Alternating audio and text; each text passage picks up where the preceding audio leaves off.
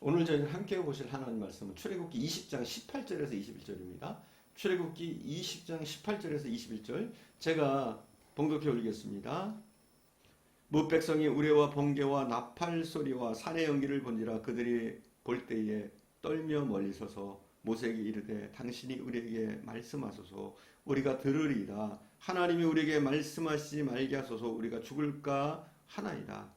모세가 백성에게 이르되 두려워하지 말라. 하나님이 임하심은 너희를 시험하고 너희로 경외하여 범죄하지 않게 하려 하심이라. 백성은 멀리 서 있고 모세는 하나님이 계신 흑암으로 가까이 가니라. 이스라엘 백성들은 출애굽의 가정부터 하나님의 엄청난 기적을 체험한 사람들입니다. 가는 곳곳마다 하나님의 능력을 만났습니다. 충분히 그들은 그러한 경험들을 통해서 하나님이 어떠한 분이신지를 충분히 알 수 있었습니다. 그럼에도 불구하고 시간이 지나면 지날수록 하나님에 대한 신뢰가 점점 무너져 갑니다. 그리고 그들은 말합니다. 우리가 하나님을 직접 보고 싶다. 우리가 하나님을 직접 만났으면 좋겠다. 마치 도마가 주님을 만난 제자들의 고백을 신뢰하지 못하고 내 눈으로 보고 내 눈으로 만지기 전에는 나는 부활하신 주님을 믿지 않겠다 말했던 것과 같은 맥락입니다. 오늘 본문 말씀은 하나님께서 우리와 같은 큰 나팔 소리와 번개 소리와 함께 강력한 모습으로 임재하시는 장면이 나타나는 거예요. 얼마나 하나님의 임재가 얼마나 하나님의 음성이 크고 놀라웠는지 그 임재를 보는 이스라엘 민족들은 기쁨과 감격보다는 두려움이 앞섰습니다. 그리고 모세에게 말하기를 당신이 우리에게 말씀하셔서 우리가 죽을까 합니다. 하나님을 눈으로 보고 직접 귀로 그의 말씀을 듣는 것이 좋겠다고 생각했던 이스라엘 사람들은 우리와 같은 하나님의 크신 음성을 듣고 나서 그들은 모두가 죽을까 두려워했습니다. 그리고 나서 그들은 모세에게 당신이 우리에게 그 전에도 그렇게 했던 것처럼 하나님이 당신에게 말씀하시면 당신이 그 말씀을 우리에게 전해주셨으면 좋겠습니다. 요구하고 있습니다. 하나님의 음성을 듣는 순간에 그들은 자신들이 지금까지 업신여기고 가볍게 여겼던 모세의 존재가 얼마나 귀중한 존재인지를 새삼 깨닫게 됩니다. 사실 모세는 출애굽기 4장에 보면 자기 자신을 가리켜서 나는 입술이 뻣뻣하고 둔하고 말의 재주가 없는 사람이다 이렇게 소개할 정도로 그는 말에 관한 한 다른 사람보다 뛰어나지 못한 사람이었던 것 같습니다. 그런 사람을 백성의 지도자로 세운 하나님을 이스라엘 백성들은 늘 불만스럽게 생각하고 원망했습니다.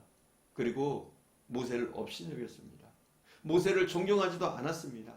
사사건건 모세에게 정하고 모세를 원망했습니다. 그럴 때마다 말이 시원찮았던 모세는 얼마나 가슴이 답답했을까요?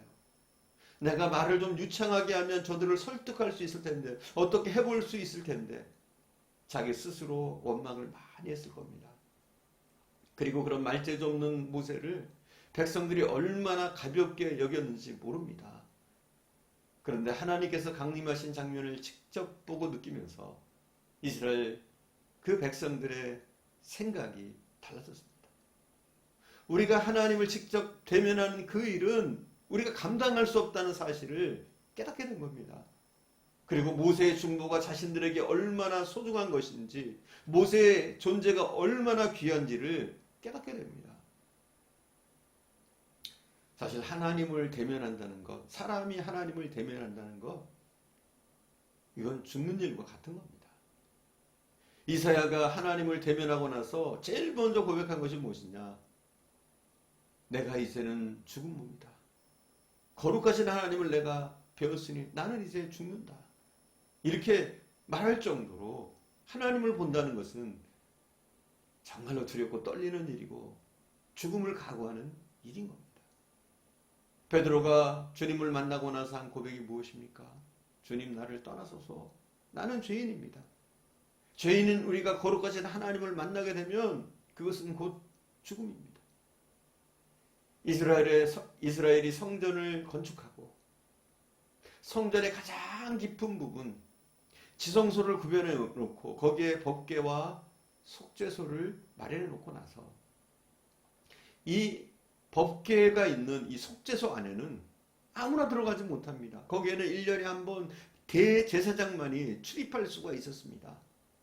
대제사장 외에는 1년에 한 번 선출된 그 대제사장 외에는 그 속을 들여다보는 것조차도 하나님이 금하셨습니다.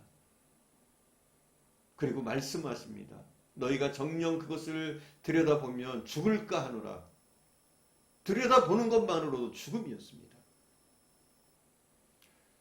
오늘 본문에 보니까 모세가 이스라엘 백성을 위로합니다. 두려워하지 말라. 하나님께서 이렇게 직접 강림하신 것은 너희를 시험하시기 위함이다. 하나님께서 이스라엘 백성 가운데 위엄과 영광 가운데 찾아오신 것은 그들을 시험하기 위해서였습니다.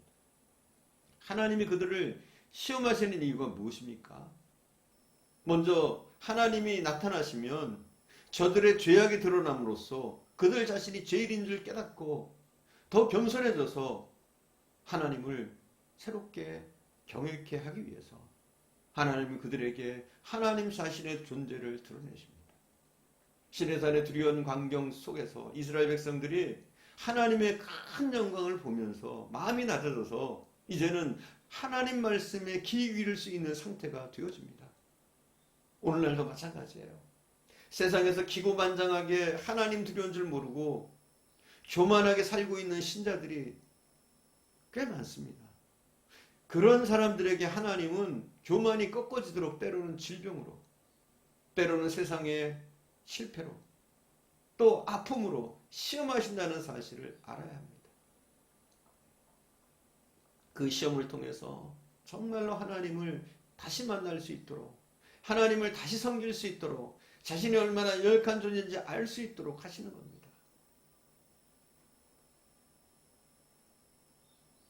두 번째는 교만을 꺾기 위해서 하나님은 그들에게 나타났습니다. 그들은 이런 생각을 했어요. 모세나 나나 뭐가 다를까? 나도 모세처럼 하나님을 대면했으면 좋겠다. 그러나 그들의 교만은 하나님의 위엄과 영광 앞에 여지없이 무너집니다. 우리는 때론 자신이 어떤 존재인지도 잘 모르면서 너무나 교만해질 때가 많습니다. 하나님 없이도 얼마든지 우리는 건강할 수 있다고 생각합니다. 그리고 우리는 지금까지의 나의 건강, 이것은 나의 공로로 나의 수고 때문이라고 생각합니다. 매일 아침 조깅한 덕분에 건강한 것이고 매일 아침 헬스장에 가서 운동한 덕분이라고 생각합니다. 내가 수영을 열심히 해서라고 생각합니다. 보약을 먹은 덕분이라고 생각합니다. 그러다가 어느 날 갑자기 쓰러지면 아무것도 할 수 없는 자신의 존재를 그때서야 깨닫게 되는 겁니다. 우리가 물질이 넉넉하면 하나님 앞에서 하나님 없이도 얼마든지 살 수 있다고 생각하지만 하루아침에 하나님이 그 물질을 거둬가시면 한 푼도 내 방법으로 내 능력으로 할 수 없다는 것을 그때서야 깨닫게 되는 겁니다. 얼마나 우리는 때때로 교만해집니까? 조금만 커지면, 조금만 배우면, 조금만 가지면 하나님 이상의 생각을 가지고 교만한 모습으로 우리는 살아갈 때가 많지 않습니까? 사랑하는 여러분, 더 겸손히 하나님만 섬기면서 살아갑시다. 자기의 영광을 위해서 살지 말고 더욱더 겸손히 하나님을 바라보면서 하나님의 영광을 위해서 우리가 살아가도록 힘씁시다. 우리에게 고난과 역경이 다가오지 않는다고 할지라도 늘 살아계신 그 하나님을 경외하면서 살아갈 수 있는 저와 여러분 되어줄 수 있기를 축원드립니다. 기도하겠습니다.